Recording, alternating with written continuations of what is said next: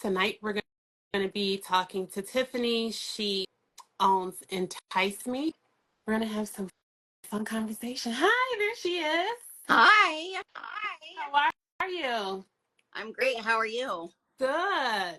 I'm so excited for tonight, but you know that because I've been telling you that. I want to give you a chance to introduce yourself, give us a little bit of background, let us know what you do. I'm really excited about what you do. I just think it's pretty cool and pretty awesome. And then we'll dive right in with the questions that we have. How's that Okay, sound? awesome. I'm Tiffany Yalverton. I'm the founder of Entice Me, and we are your go-to for everything pleasure. We are especially passionate about closing the pleasure gap and having women step into their sensual selves and sexual power so that they can get everything that they want in life. I want everyone to have the most fulfilling sex lives possible, and that really crosses over into our newest endeavor, which is supporting cancer survivors Mm-hmm. in intimacy and self-love after body-altering treatments. And that's our campaign for Sexy Survivors. It's a platform that we're working to partner with treatment sites to bring to life. How did you get into I had a friend, I met a lady networking, and she explained to me that she'd never heard anyone speak so frankly about sex and intimacy and pleasure. And this was about 14 years ago. And that she told me that all the survivorship groups that she runs, next to money issues mm-hmm. and concerns, that returning to a normal sex life is what cancer survivors are looking for the most and most concerned with, especially after treatment.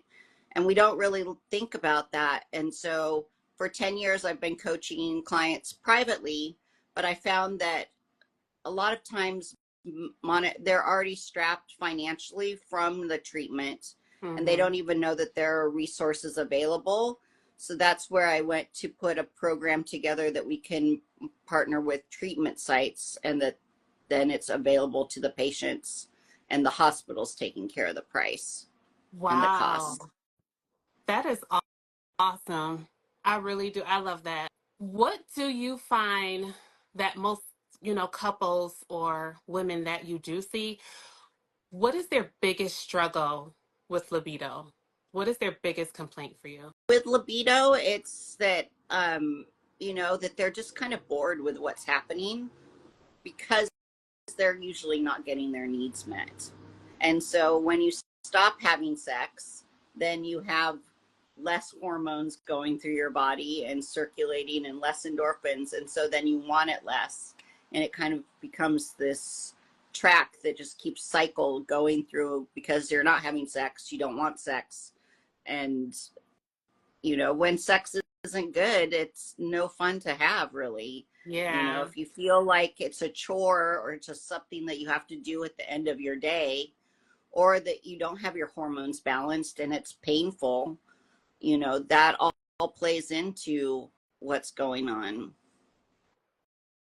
What do you find is the most common complaint about either a couple or a female when it comes to sexual relations? Is it usually because of like a childhood trauma? Is it usually because of pain, or they're just not in the mood, busy life schedule? What's usually the biggest complaint I or concern? I think it's kind of a combination of all of those. Mm-hmm. In the medical field, it's referred to as biopsychosocial. I refer to it as mind, body, and vulva. So your mind really has to be in the right place. You have to be, for arousal for women starts in the brain. It doesn't start with blood flow to the genitals. And so we need to put ourselves first and take a deep breath and listen to some erotica possibly, and really get into that headspace of feeling our bodies and feeling ourselves and feeling sexy. And then also, a lot of us do have, a lot of women have traumatic experiences that have happened with Mm-hmm. sex, whether it's sexual assault or trauma, or birthing stories that have affected how they feel about their Mm-hmm. bodies. there's so much that goes into it. It's usually not just one thing or another. And then with menopause, or after, whether it's traditional menopause or Mm-hmm.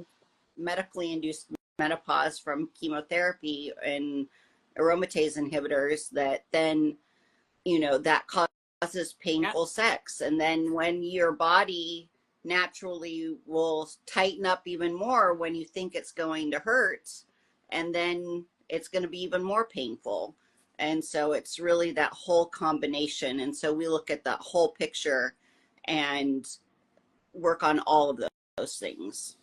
When it comes to painful sex, when we're looking at it from a hormone standpoint, I know that you do work with some providers hand in hand, with their patients as a part of their program. What are some of the things that you give to your patients or, your clients, some ideas that you give them that can kind of either relax them a little bit? I know that they'll get probably like vaginal estrogen and things like that, and they have some, medication changes. But what are some of the ideas that you give them that they can implement? The first thing that I do with all of my clients, whether it's a private client or a group program, is to just tap into our senses and to start feeling our body. We touch ourselves all the time, but we're Hmm. so busy and so ingrained in the go, go, go that we forget to feel. And so the first thing that you can do, something really easy, is the next time that you're putting your body lotion on, just slow down and actually take time and feel your skin, feel the texture, the temperature, what does your lotion smell like, how does it feel on your skin, and really take time. And that just starts to bring oxytocin to circulate in your system by just that little bit of touch. And in the shower too, take a shower. And sometimes I get out and I'm like, did I rinse conditioner out? Did I shave my legs? Oh, I only shaved one because I was so busy thinking of everything. It's like, just slow down and smell what the shower smells like. How does that water feel on your skin? Hmm. What are you hearing going around? When we really tap into those senses, it helps us to kind of get back in touch with our bodies. And that's important too, I would think, because how would you know what you want someone else to do for you if you don't even know what you like yourself? So I Right. imagine that's when like communication and things like that comes in. Are there any particular communication exercises that you do with your clients? Yes, I do. And I have a like a mini course called Mastering Intimate Excellence, and it has the some of these in there as well. It goes back to Masters and Johnson and their sensate focus activities. I call it sensate touch. And Hmm. you can do it with yourself and just focus on where your fingertips are coming in contact with your body. But when you do it on a partner, when you do it on your partner, just have them focus on where you're touching them, and then they do it on you. You can really, pay attention to their body cues. And you don't have to be naked. It can be something that you're doing fully clothed, avoiding even genital areas to begin with. But what does soft touch mean? You have to really show someone, okay, this is soft to me. This is not soft. This is what I mean when I say feathery, or this is what I mean when I mean deeper. And so that we're actually, you can do that just by touching each other's hands. I mean, like, this is what I mean, Mm. because what is, I want soft touch. What is that? And it's different to everybody. So holding hands, looking in each other's eyes, and just rubbing each other's hands and arms and figuring out what that touch means and what you like. So thank you for that little tidbit. Absolutely. All right, I love so sharing stuff like this because it's like, oh yeah, of course, but really we don't ever learn about these kinds of things. yeah, and when you say it, it's so obvious, but it, like you said, we just never think of it. That never crossed my mind to do an exercise like that. So that's really helpful.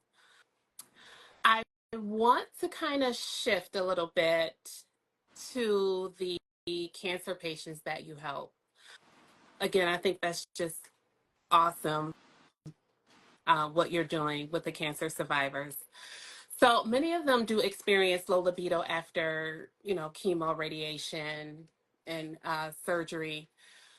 What happens to them mentally with their self-esteem? Like, how do they present to you? Do they come to you and they're just ready to say, hey, I'm going through, you know, intimacy issues with my partner, or are they coming to you just with trying to get healing within themselves first? It starts with learning to love their bodies again first, Mhm. because most of the women that I deal with, that I've worked with, in at least in our case studies and such, are breast and gynecological cancer survivors. So it's a cancer that is affected something of their body that society equates to femininity. Mhm. And whether it's a little tiny, lumpectomy to a double mastectomy, that affects how they feel about their body and how they feel naked and if they want to be seen, and their pleasure receptors. And, again, with cervical cancer, vulvar cancer, anal cancer, all of those Mhm. things affect pleasure sense as well. And so finding new ways to touch, new ways to experience it. And sometimes it's just one of my favorite stories is I had a patient that had a ostomy bag, Mhm. and she was in her 70s and she still wanted to have a vibrant sex life, but she just couldn't feel sexy with the ostomy Okay. bag. And we talked about it a lot. We talked about her feelings around it and everything. But then we just simply tied a beautiful scarf around her hip area and her waist. And she texted me the next morning and said, I had sex for the first time in 2 years. I Aw. wasn't just like there, it was hidden, but I was still naked enough that I could enjoy myself. And, with vasectomy, you can wear an open robe or something that covers something that you're not so comfortable with yet, but you can still be naked enough to enjoy yourself. That is awesome. And 70, hey.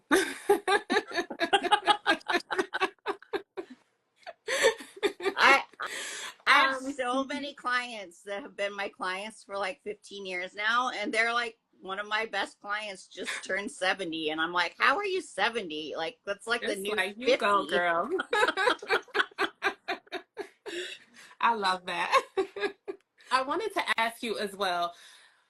A lot of women I know that I see say that, they love their partners, but they have zero interest in sex. And I know we briefly talked about brain chemistry. So you have, oxytocin, dopamine, um, serotonin, things like that, those, receptors. What is it that you actually do with these types of patients? Do you see them one on one? Do you have them come in with their partner, together to have that conversation? And also, just to piggyback off that, I know sex sometimes is usually one sided. So you have one partner who just wants it all the time, and then the other partner, for various reasons, who are kind of just like, I'm not in the mood. What do you suggest to bring them to a happy compromise? I work with clients in different ways. So I do private coaching that's one-on-one or as a couple. If I work with a couple, I usually work with one person 1 week, the other person in the relationship the next week, and then them as a couple once a month. And then give them activities and play work to do in between our sessions. But I also have group programs and small group programs and online digital courses that if you don't want to be on camera with anyone else, you can just watch in the comfort of your own home. But Okay. definitely the one-on-one you get, I believe you get the most value of, because it's really tailored just to you and your relationship. But for all of my clients, I love to have both partners, be part of the conversation to begin with. Even if it's not at the beginning, eventually they're going to come into the picture, because it takes two to have sex and Right. intimacy. How do you respond to people who come to you who feel like they're obligated to have mercy sex? You should never feel obligated to do anything that you don't feel like you want to do.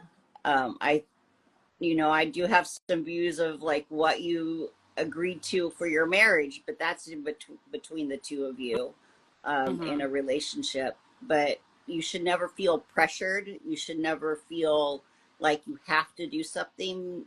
That it really annoys me when people use sex as a bargaining chip as well, of like, oh, well, I'm not going to give you sex if you don't do this, and that's that just builds up more resentment when it gets to that point as well. And if you don't want to have sex with your partner and that's completely off the table, then you need to look at what you want your relationship to look like. And is that fair to your partner? And, do you want to open up your relationship? Cosmo came out with an article today about polyamory and all the different facets of it. I've helped several different couples go through that journey to open up their relationships when their relationships are functioning and they love each other, but they're living as roommates, and that's not really what they want to do. That was actually a question that I had for you. Usually in relationships, especially relationships that have a bit of longevity to it, that spark seems to just fizzle out. When you first meet, everything is like, oh, every 5 minutes. And then as time goes on, life happens, things get in the way. That relationship starts to fizzle. Do you think it's because people move into that roommate phase of a relationship? Are there any tidbits that you have for couples that are going through things like that? Do you have them like set aside a date night, or, on the flip side, couples that schedule things in on a calendar, regardless if they feel like it or not? How do you deal with that? You know, I that's such a great question, because most of the couples that I work with have been married more than 20 years. And so they are kind of at that point, like, what are we doing? And I don't feel this towards you or that, but we can get that back, because it's usually lack of communication, that Mm-hmm. when somebody's not getting their needs met and they just haven't talked about because it's uncomfortable to say. I had one couple that she'd been faking orgasms for 30 years, and she never told her husband that she had never had an orgasm. Wait, did she And need you there to tell him that? How break this down for me? so she never ended up telling him, but there are ways in that relationship. He ended up passing away before she could Um, tell him. um, mm-hmm. But our bodies change all the time. And so when you're approaching something that you don't have to tell them, hey, I've been faking it for 30 years. You can just say, hey, this isn't working for me anymore. Things have changed in my body. Can we try this instead? And a That's great a good way to point. kind of communicate that, if you don't feel like sitting down and talking about it, is you can text them or write them a note. Hey, I had a fantasy about, or I just listened to an Instagram live, or, I read this book that I heard this. Can we try this? It would be really fun for me to try this, because my body's changed. And so that Mm-hmm. it's not like something that they're doing, but it's something that you need yourself. And I always say I put think that's yourself really good. first and take Yeah. time for yourself. If you aren't self pleasuring on a regular basis, you're probably not getting the endorphins and the hormones that you need in your body to even have a libido, to even be turned on, and to even communicate what you like and need and desire. And so learning about your own body is really important. And then if you need to schedule sex, schedule it. Everything that you do in your calendar gets done. It doesn't have to be the only time, and it doesn't have to happen for sure, but at least set that time aside to explore each other. And Mm-hmm. Esther Perel, I think, is who I got this from, is like when we dated, we were putting sex on the calendar. Like we got, it was something to look forward to. I just had, when I started dating someone a few weeks ago, and we did, it's like, okay, so you want to come over for dinner? And we knew we were going to have sex. Right. Like, so, I shaved my legs. I got all ready. So it's something to look forward to as Mm-hmm. well. That's another thing I wanted to ask. A few of the men that I treat who come in with low libido complaints, I often do a thorough history to find out if they watch, like a lot of porn and things like that, because I know that when they're intimate with their partner, mentally they're expecting, what they've seen on TV or their porn video. And that need isn't necessarily being met in real life. For women, I know that a lot of women do end up self pleasuring because their partner doesn't take that time with them initially to get them to reach that climax that they need. So they have to end up self pleasuring themselves. Doing these things on the side definitely affects their sexual relationship. If you had partners that came to you in that situation, what advice would you give them? For the porn, try to cut back as much as you can and try to use your mind, or maybe switch it up. Listen to audio erotica instead of maybe watching porn, or, Mhm. ask your partner if you can watch them self pleasure, and that can be your porn, your arousal time.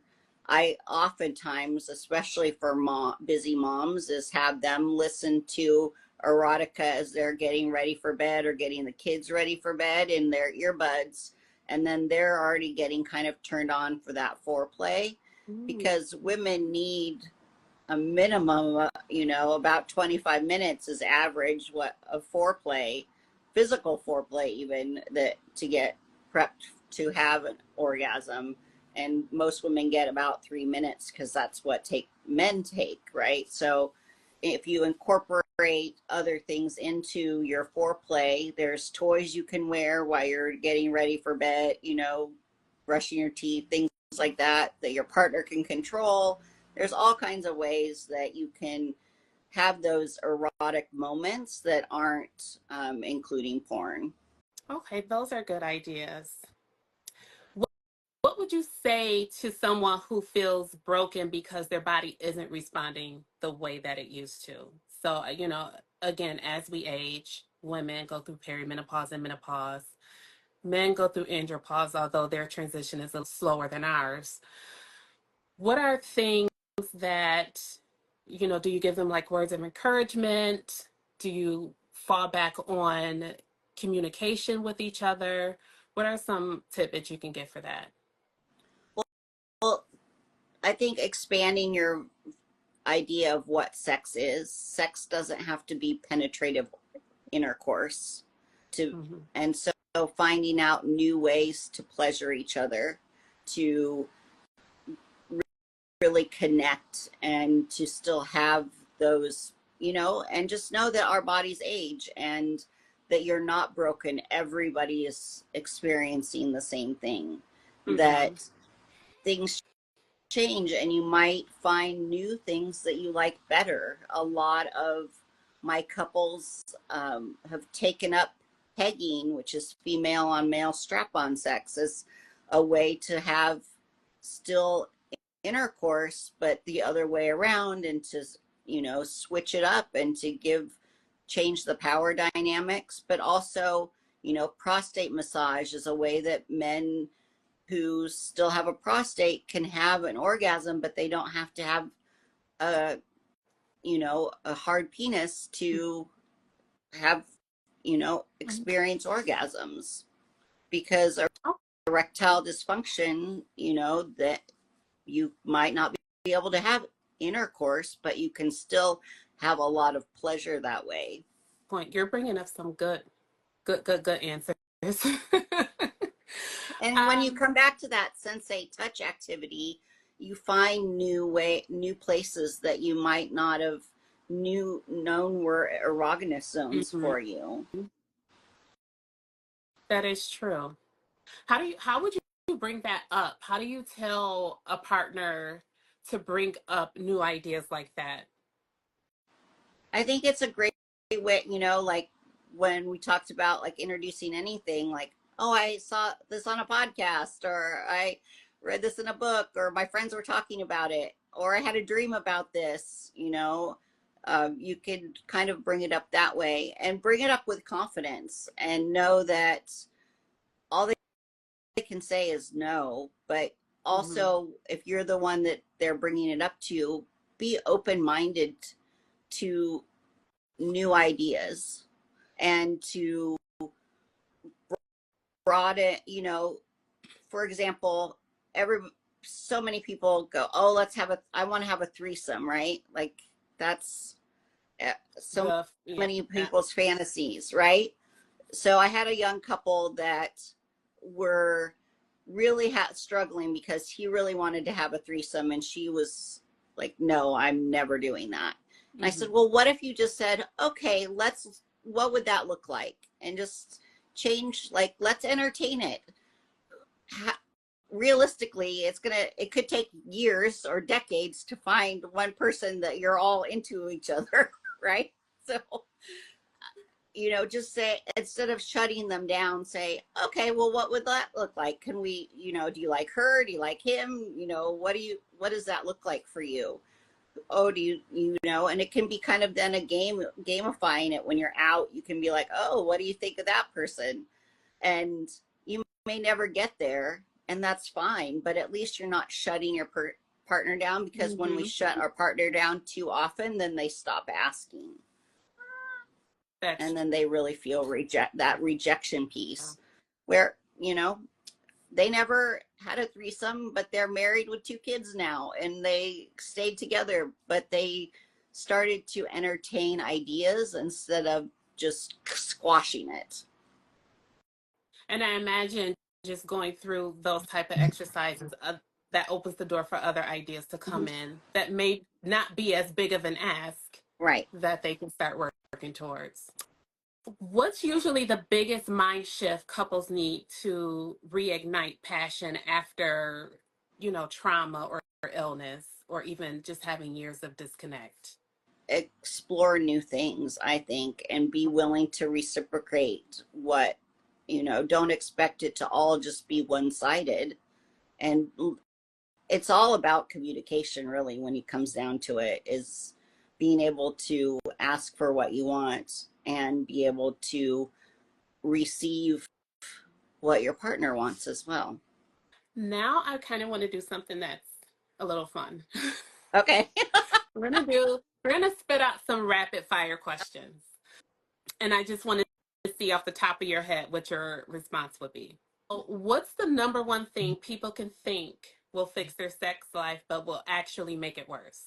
Ooh, I think that people think that it's all about sex, and it's usually other underlying things that are happening that have Mhm. nothing to do with sex.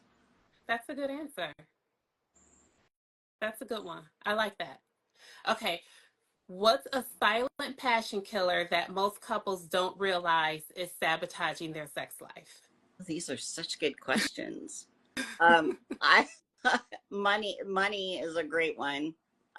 Selfishness, being selfish, but money is a big passion killer. Kids also, unfortunately. Mm. Yep.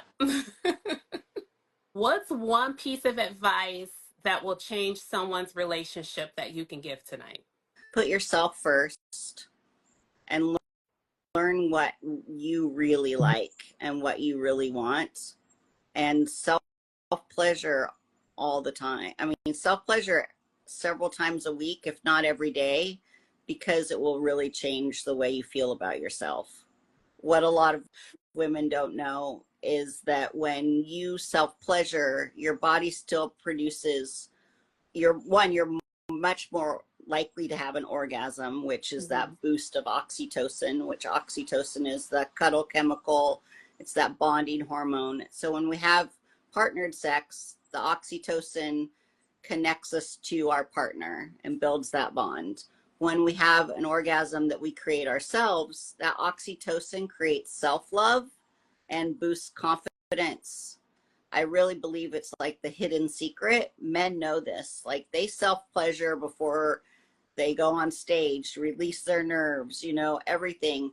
If women did the same thing, it really, I believe that it is the key to a lot of things in our society. Because if you look at the amount men self pleasure more than women, it's about the same amount as the gender wage gap. Wow. And we all know men will ask for money, no break, and women like, oh, I'll take what I get. I'm so lucky that I got the job. And men are like, give me the raise. Yeah. All right, Tiffany, I so much enjoyed you. I noticed a couple questions that came up through the chat, Yeah. and one was, if I Do practice in you Florida. Absolutely. I'm a coach. I'm not a therapist, so I have clients all over around the world. Can you just again kind of give them a little bit of background about you, exactly what it is you do, who you service, who you work with? Because I know you and I had talked about how you do partner with a lot of providers, to see their patients for low libido and getting their intimacy and things like that back. Sure. I am the founder of Entice Me, and we're the go-to for all things pleasure. I started as a high-end pleasure objects company to really open up the conversation around sex and pleasure, and to really help women to step into their sensuality and their sexual power. And I work with individuals and couples to get the most pleasure out of their lives, and especially intimate lives in and out of the bedroom. And I have a niche that I work with cancer survivors to reintroduce intimacy and self-love after body altering treatments. And I work with people individually and in group programs, and then we have we have products and courses, digital courses. We do live workshops and things like that in Southern California as well. Anyone who wants to work with you, how can they get in touch with you? Send me an email at tiffany@enticeme.com, or connect with me here on social media, at Entice Me Soirees. You can find us. Send me a DM. I do it all myself, so no one else is going to be answering your DMs. It's me. I promise I've heard everything, so I'm here to help. And don't be embarrassed. We all came from somebody having sex, and we should enjoy it. And we should change it up. We don't eat the same food every day or wear the same clothes, but then we kind of keep our sex life the same a lot, and Mm-hmm. we should really enjoy it. It's really one of life's greatest pleasures. So I do want to ask you another question. I know that you do sell products. What's your biggest selling product that you have right now? Our biggest selling product is called the Strap On Me Multi-Orgasmic Dual-Ended Dildo, and it's most of our clients buy it for pegging. So The female wears it, has a bulb that goes internally vaginally. Then it has the clit sucker, tantalizing little tongue that hits the clit, and then they can wear it with a harness and use it for pegging, so their partner is getting stimulation as well. That sounds complicated. It's our bestseller. My Our other bestseller is not a toy, but it's called Sex Butter. It's our a vaginal moisturizer and lubricant that helps everybody have stronger orgasms, but it also is all organic and a proprietary blend of essential oils and oils that help to heal the cellular wall of the vagina, so that it helps with repairing tissue damage or dryness, especially menopause, post Mhm. cancer treatment, vaginal dryness. It really is a amazing product. All these products are on your Yeah, website? yes, on enticeme.com. Okay. And I would love to mention that we are doing a crowdfunding for sexy survivors right now. The link's in my bio. We have some really great rewards if you even give $10 and share it with a couple people. So that we can bring sexy survivors to the hospitals and Mhm. treatment centers and get it out to more cancer survivors. Definitely. Love that Thank you name, so much. Sexy Survivors. Thank you. I I love working with for medical professionals because it, people are already in your offices looking for mhm. solutions and looking for better intimacy and feeling better, and it really starts with you, and it starts with us loving ourselves and treating taking time for ourselves as a woman. I think that's one of the hardest things, even no matter what course or coaching, is getting women to take an hour out of their day or out of their week Mhm. to sit down and do something for themselves. And we're better Yes. for everybody else when involve ourselves in our own self-care. Not that men don't, but women have a lot on their shoulders and they're juggling a lot. And we do often put ourselves on the back burner to help Yeah, everyone else. In the meantime, we're the ones that's actually getting burnt out. yeah. That's great advice. Thank you so much, Tiffany. We are definitely going to have you back. I'm grateful that we met. We'll definitely stay in touch, and we'll be working together in the future as well. So I really appreciate you taking the time to speak with me and to join the live. And it's been wonderful. Thank It's been you. wonderful. I'm so glad we met. Thank you so much. Yeah. Oh, I forgot. I do have this is hormone happy hour. So usually we do have, our little drinks. And here I have a mocktail sangria that I didn't drink because Tiffany just kept me so engaged in conversation. I forgot I had it. I totally forgot about my cocktail. I'm like, oh. Yes, we definitely have to do this again and we'll be in touch. I'll be bugging you. So, Okay, sounds good. I look all forward right. to Have it. a good night. Thank You you so too. much. Bye bye. Bye bye.